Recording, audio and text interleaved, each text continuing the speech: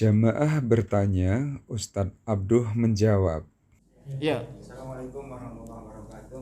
Waalaikumsalam warahmatullahi wabarakatuh. Pertama dan pertanyaan saya, kan hari raya Kurban atau Idul Adha kan ada hubungannya dengan hari tasrik kan? Iya. Yang diharamkan hukumnya puasa pada saat itu. Bagaimana seandainya seseorang mengetahui bahwa hari itu hari tasrik, tapi pemerintah tetap mengumumkan itu bukan tasrik kan? Ya, apa boleh memisahkan diri? Apa ikuti pemerintah? Oke. Iya. Yang kedua, kan tapi korban ada 7 orang, ada 6. Apa harus 7 orang itu apa bisa diwakilkan beberapa orang saja atau orang luar boleh ikut gabung situ juga, misalnya gitu Ustaz. Jadi satu sapi 7 orang. Iya. tapi yang baru membayar 6. 6. Yang satu ini lagi kan bisa dipenuhi oleh salah satu aja atau 2 orang bagi 2 atau harus bagi 6. Begitu juga. Oh iya. Iya boleh, nggak apa-apa. Atau di ini bareng-bareng atau mungkin salah satu dari yang 6 orang itu. Nah, itu mungkin maksudnya. Kalau salah satu Iya. bagi 2 misalnya, 2 yang Ya siapa aja yang pingin mau memberikan uangnya lagi untuk ini, nggak masalah, nggak masalah. misalnya kan 6 orang dibagi 3 orang bisa nggak sisanya gitu misalnya. Nggak apa-apa, Pak. Nggak apa-apa. Jadi nggak harus sama. Nggak harus umpamanya untuk menutupi yang satu tadi, umpamanya kok yang satu, wah, saya cuman punya 3 juta umpamanya. Lalu yang untuk menutupi kan karena kurang ini, maka yang lain ada yang 4 juta, ada yang lain umpamanya 3,5 juta atau berapa. Yang satunya nggak sama, nggak masalah, Pak. Nggak masalah. Terus penyembelihan kan harus bagus. Iya. Orang jagal kan bisunya kecil lah segini, ditarik begini. Iya. Orang jagal motongnya kan bukan begini, ditarik dan ditancapkan sini, tarik begini. Saya lihat berita orang jagal motongnya itu. Ya, jadi begini Pak, yang penting pemotongan itu terpenuhi syarat-syaratnya, bahkan kalau bisa itu sekali tarikan itu kalau bisa, tapi kalau nggak bisa, ya nggak apa-apa, 2 kali tarikan, berapa begitu. Sekali tarikan tapi tancapin dulu, tancap baru tarik. Tong jagal. Tapi tancapnya kan ini kan, set begitu kan cepet Pak, cepet, nggak apa-apa Pak. Boleh nggak apa-apa, cepet kan itu, tidak ditancap gitu, dibiarin, oh ntar, enggak, langsung set. Begitu nggak apa-apa Pak. Jadi iya boleh nggak apa-apa. Yang penting teknik itu tekniknya aja kan seperti itu. Tekniknya aja itu. Asal jangan begitu ditancepin sambil dia ngerokok dulu atau apa begitu, enggak. Ya nggak boleh yang begitu. Itu menyiksa itu namanya itu. Tapi tarik set langsung itu maksudnya ya. Karena pisaunya kecil tadi itu. Iya biasanya iya. Nggak masalah Pak. Iya seperti itu. Wallahu a'lam bishawab. Atau silakan. Yang tasrik Oh yang hari tasrik ya tadi ya, Afan. Tentang hari tasrik, kalau itu sesuatu yang memang sudah diputuskan dari ulil amri seperti itu Pak. Dan memang ulil amri itulah yang mewenang sebenarnya. Di Indonesia ini, ulil amri ini kalau menurut saya kurang tegasnya begini. Ormas-ormas itu juga harusnya apa? Harusnya tunduk sama ulil amri. Harusnya satu aja sudah, nggak boleh. Mau Muhammadiyah, mau NU, mau apa. Sudah, ente jangan macam-macam, gua ini yang kuasa ini kan begitu. Kurang tegas malah kalau menurut saya itu. Kalau harusnya tegas, udah nggak ada isbat, sidang isbat. Cuman ini kan masih, ya begitulah ininya, pakai drama dulu begitu, ya kan? Bahkan itu ya dari dulu siapa aja pemimpinnya dulu masih di sini, ya di negeri ini siapa aja dari dulu sampai sekarang masih begitu. Jadi harusnya kalau ada ketegasan, sudah nggak boleh ormas. Tapi pun kalau mereka mau mutusin sendiri, jangan diumumkan di halayak rame kan begitu. Ah ini diumumkan kan belum apa-apa kan begitu. Harusnya udah eksekusi, udah nggak apa-apa yang seperti itu, ya tegas begitu, nggak boleh ormas ngumumin. Saya yang berhak ngumumin. Ya jangan pakai ada pengumuman duluin ini segala macam. Nah seandainya seperti itu masuk hari tasrik. Mungkin tasriknya kalau kita dengan berpendapat begitu kan mungkin ngikutin Saudi kan barangkali Pak ya. Maka itu tidak termasuk hari tasrik Pak, seperti itu ya. Maka pada saat itu yang sudah diumumkan seperti itu, maka tidak termasuk hari tasrik, karena hadis itu menjelaskan as-saumu yauma tasumun wal fitru yauma tuftirun wal adha yauma tudakhun. Itu terkait dengan kita berpuasa bersama ulil amri di tempat itu, tidak kemudian tergantung ke Saudi, termasuk pada saat Idul Adha ya Pak ya. Karena Nah, orang yang haji aja ketika Arafah dia nggak berpuasa kok Pak. Ya, bahkan ketika masuk hari raya Idul Adha, maka sunnahnya tetap harus ada di Musdalifah dan dia akan bergerak menuju Mina. Nah, ini ada orang Indonesia yang ngeyel, ya apa? Wah, itu pagi-pagi apa namanya charter ojek sholat ke mana itu? Ke Mekah itu coba. Wah, ini mumpung di sini Idul Adha di sini, ke Mekah coba sholat. Padahal dia nggak ada sunnahnya dia sholat Pak. Nah, ini harus difahami syariat Pak. Syariat itu kadang-kadang ada yang masuk akal, ada yang nggak masuk akal. Maka sami'na wa ata'na. Nah, termasuk di dalam masalah penentuan ini, maka itu wewenangnya ulil amri. Dan ulil amri itu siapa aja? Maksudnya ketika ulil amri ini dolim dan lain sebagainya, nggak ada kaitannya itu. Tetap kita taati itu seperti itu, ya. Karena hadis-hadis semua itu tadi ya hanya sebagian anak sampaikan. Banyak hadis-hadis itu. Makanya kita jangan terpengaruh dengan provokatif yang apa namanya tanpa disebutkan dalilnya, lalu wah pemerintah ini sehingga kita nggak boleh diikuti dan lain sebagainya. Buktikan mana dalilnya yang kemudian kita harus ingkari. Meskipun ulil amri itu melakukan kedoliman, kita nggak menutup mata pemerintah ini dolim umpamanya, tapi kita tetap disuruh oleh syariat ini dalam hadis-hadis yang sahih yang banyak, maka kita tetap apa namanya taat kepada ulil amri yang seperti itu, ya. Wallahu a'lam bishawab. Ini yang mana dulu ini? Ya. Kayak duluan. Enggak, beliau ini kayak sih tadi yang. Iya, Fadl. Yang menjelaskan bahwa kalau wukuf hari Jumat itu Haji Akbar. Apa? Wukuf? Hari Jumat Haji Akbar. Oh, yang menjelaskan aja.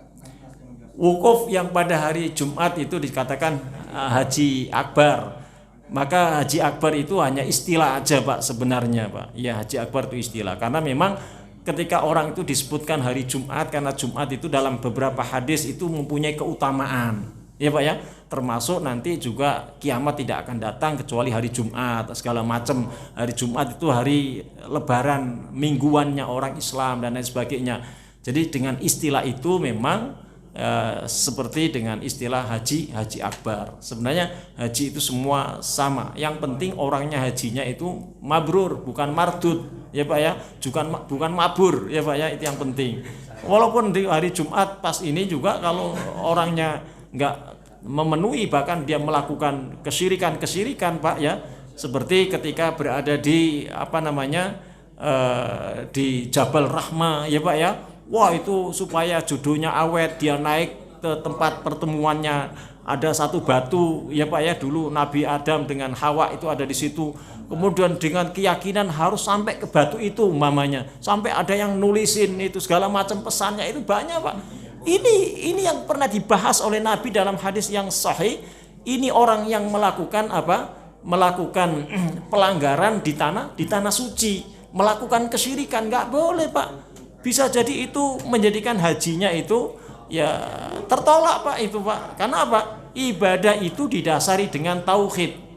Ya, jangan melakukan syirik, ya Pak ya. Termasuk penyembelian ini meskipun dengan tata cara tadi secara fikihnya, namun pada saat orang itu tidak membersihkan tauhidnya, justru melakukan kesyirikan, boleh jadi ibadah itu tidak diterima oleh Allah Ta'ala Pak. Itu yang paling penting seharusnya ya. Dan hal-hal yang remeh-temeh tentang ikhtilaf segala macam tadi nggak perlu kita ributin sebenarnya, karena itu sejak dari dulu sampai sekarang itu tetap ada seperti itu ya. Wallahu a'lam bishawab. Fadl, siapa dulu nih? Oke, siapa nih? Antum ya, Fadl Pak. Apa? Oh, Assalamualaikum. Iya, Fadl. Tadi Bapak bilang masalah yang kuliah amri Pak ya, ormas itu. Jadi saya mau tanyakan Pak, kalau seorang pemimpin salah atau berucapan dan tindakannya, siapa yang paling berhak untuk mengasih tahu dan menasihatinya Pak? Kedua Pak, saya mau tanya lagi Pak, kalau kita berkorban, bagusnya di mana Pak? Apa di masjid? Kan banyak juga Pak, ada di rumah, atau di yayasan, atau di sekolah. Yang mana yang terbaik? Ya, baik. Anak jawab yang dua dulu ya, karena ini kaitannya dengan kurban dulu ini. Jadi kita berkorban itu bagaimana yang terbaik? Maka yang terbaik itu adalah di tempat yang memang sudah disediakan untuk berkorban, biasanya kalau di di kita atau dulu pada zamannya Rasulullah Sallallahu Alaihi Wasallam adalah memang di tempat yang paling banyak dilakukan ya di sekitar yang dikelola oleh pengurus masjid, ya Pak ya. Tapi apakah boleh di yayasan umpamanya? Boleh, nggak masalah, ya nggak masalah, ya Pak, nggak masalah. Atau di barangkali kata Syekh bin Baz pernah ana baca dalam fatwa muhimmahnya, seandainya ada orang yang berkorban, ya supaya menjadikan merasakan tetangganya itu ya hewan kurban yang terpuaskan begitu, lalu dia kurban, ya dia dipotong untuk satu gangnya itu, asal seperti yang disebutkan di dalam sebuah ayat Quran surat Al-Hajj ayat 36, kurban itu kan ada dua yang yang kita kurbankan itu yang menjadikan daging itu didistribusikan. Apa kata Allah Ta'ala Pak ya, ini anak jelaskan dulu. Maka fakulu minha, maka yang berkorban itu ngambil sebagian, ya Pak ya. Kemudian yang kedua dibagikan kepada siapa? Wa'at imul qani, terhadap orang yang tidak meminta-minta, yaitu orang kaya. Seandainya mereka itu ini kita bagikan. Baru yang terakhir ini yang paling penting, wal mu'tarra, yaitu siapa? Orang yang miskin, ya Pak ya. Nah, termasuk ketika kurban itu satu gang dimakan bareng-bareng umpamanya, ya Pak ya, maka di situ asal di situ ada muktarnya orang yang miskin, maka boleh kita kurban di tempat satu gang itu tadi, nggak masalah Pak. Jadi ya cuman pilihan yang paling bagus adalah memang ya supaya menjadi manfaatnya lebih banyak, karena DKM itu kan biasanya jangkauannya lebih luas kan begitu, maka di masjid, ya Pak ya. Tapi kalau di masjid itu seandainya ada pelaksanaannya itu biasanya kan ada pengurus yang petetang, wah saya ini padahal dia nggak kurban, saya ambil itu yang ininya jeroannya dulu, hatinya atau apa umpamanya kan ada. Wah itu kalau bisa tegur aja begitu. Kalau masih juga dablek, kasih pelajaran, ya ambil kurban di tempat yang lain aja yang supaya dia nanti mencontoh yang bagus seperti apa. Ya itu ada Pak yang seperti itu. Ada kadang mentang-mentang saya ini pengurus, saya ambil minta nih jatah saya ini kan begitu. Saya ini pengurus ini, padahal dia nggak kurban. Ya kan, kadang-kadang juga panitia itu udah ngambil masing-masing begitu, ini itu nggak boleh Pak, harus sudah dikoordinasi yang betul loh, harus tegas Pak masalah yang seperti itu ya. Jadi itu yang wallahu a'lam bishawab. Kemudian pertanyaan yang pertama tadi tentang siapa yang menasihati ulil amri seandainya ada ulil amri itu melakukan kesalahan, maka yang menasihati ulil amri adalah ya ulama, ya Pak ya.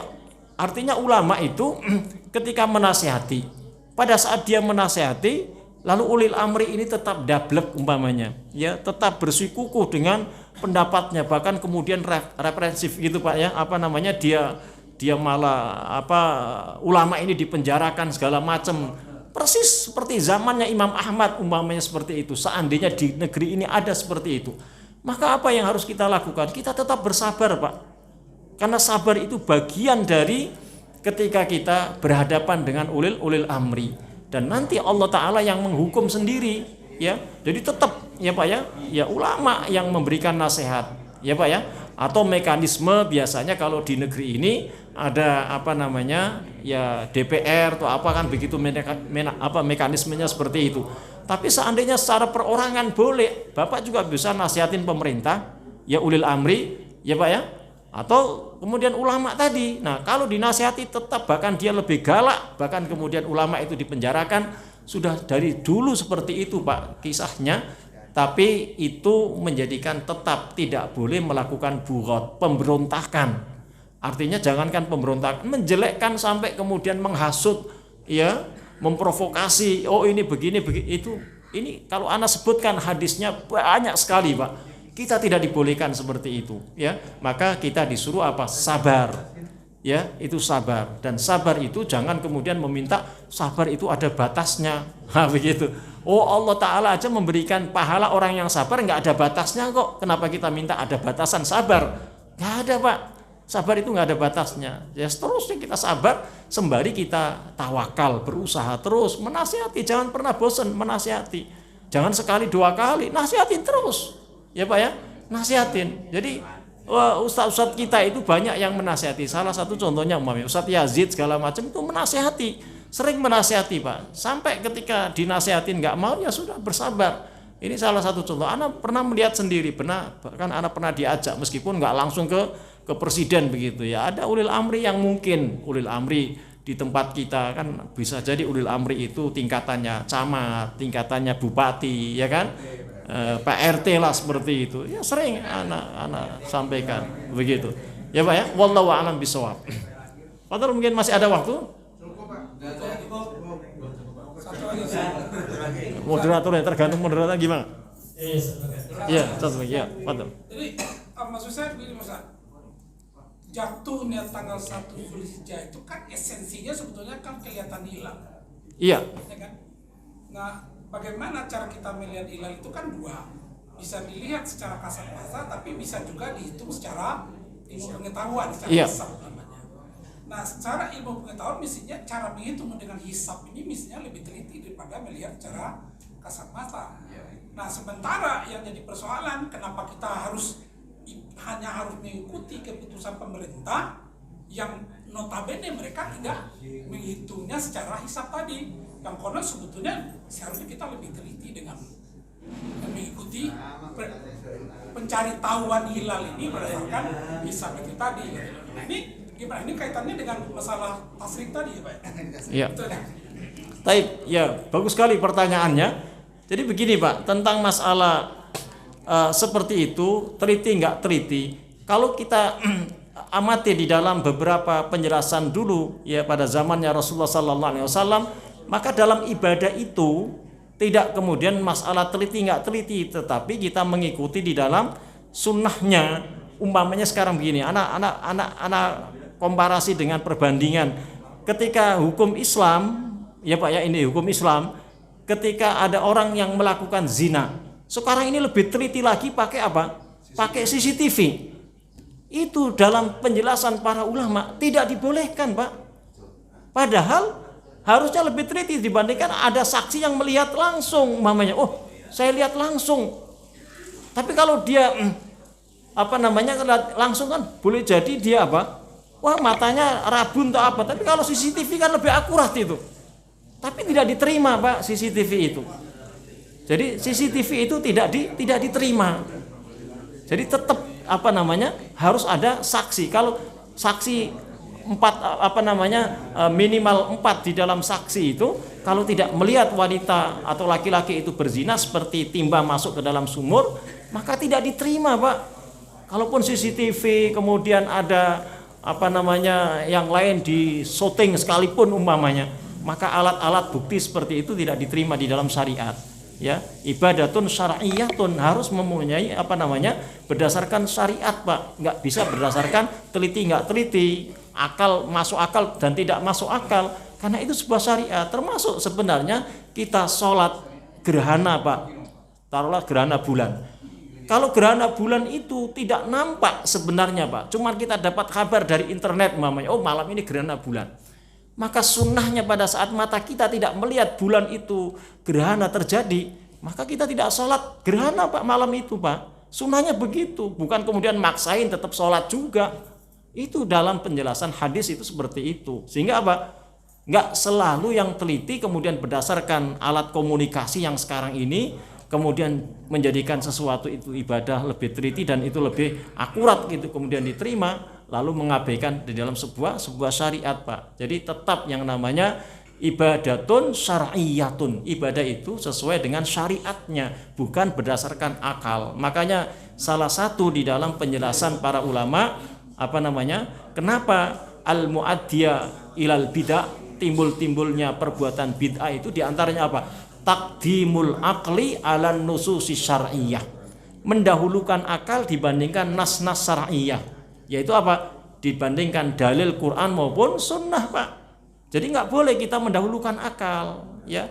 Akal itu ya tidak dibolehkan, tidak dijadikan dalil Pak. Maka dalilnya itu adalah syariat. Ya, seperti itu. Nanti umpamanya babi karena ini diharamkan karena apa? Cacing pitanya katanya. Cacing pita gampang dimatiin. Lalu kemudian menjadi halal. Enggak juga. Tetap aja yang namanya babi diharamkan ya diharamkan begitu, ya. Wallahu a'lam bishawab. Afan, ini moderatornya sudah enggak tenang ini kayaknya. Anak. ada kutipan dari Pak, ini penting bagi kita semua muslimin kaitannya dengan pelaksanaan kurban, penggunaan dana masjid, kas masjid untuk operasional kurban. Sejauh mana boleh dan tidak? Ya, apakah operasional hewan kurban itu kas masjid boleh apa tidak? Yang jelas begini, di dalam operasional kurban itu usahakan dan memang nggak boleh ya dijadikan upah umpamanya dari hewan kurbannya itu. Maka operasionalnya itu boleh ditanggung oleh pihak DKM atau ditanggung masing-masing ya yang berkurban, tapi tidak dari hewan kurbannya yang diberikan. Ya, itu boleh. Begitu juga seandainya sulit menjual hewan kurban kulit itu kan kadang-kadang dibagikan kan sulit. Seandainya terpaksa itu kemudian dijual, maka dijual itu pun harus dibagikan lagi. Jangan umpamanya itu dimasukkan kas masjid, nggak boleh itu. Nah, itu juga nggak boleh. Jadi bagaimana operasional itu ditanggung oleh pihak DKM umpamanya, nggak apa-apa. Karena itu ya kemurahan dari pihak DKM umpamanya, karena mungkin supaya nggak memberatkan lagi. Tapi memang kalau sanggup ya yang berkorban yaitu menambahkan lagi untuk operasionalnya. Itu kalau memang sanggup seperti itu lebih bagus lagi, sehingga tidak mengorbankan dari pihak DKM. Tapi seandainya DKM itu pun kemudian memberikan operasionalnya umpamanya seperti itu, ya boleh-boleh saja Pak. Wallahu a'lam bishawab. Iya. Terima kasih. Baik, anak tutup dulu barangkali ya. Anak tutup sampai di sini, mudah-mudahan menjadi manfaat apa yang anak sampaikan baik buat anak maupun buat antum, dan akhirnya anak akhiri dengan kajian hari ini dengan kafaratul majlis. Subhanakallah. Syadda la ilaha illa anta. Sallallahu alaihi wasallam tasliman wa akhiru da'wana alhamdulillahirabbil alamin. Assalamualaikum warahmatullahi wabarakatuh. Barakallahu fikum. Yuk bantu dakwah dengan subscribe dan share video ini.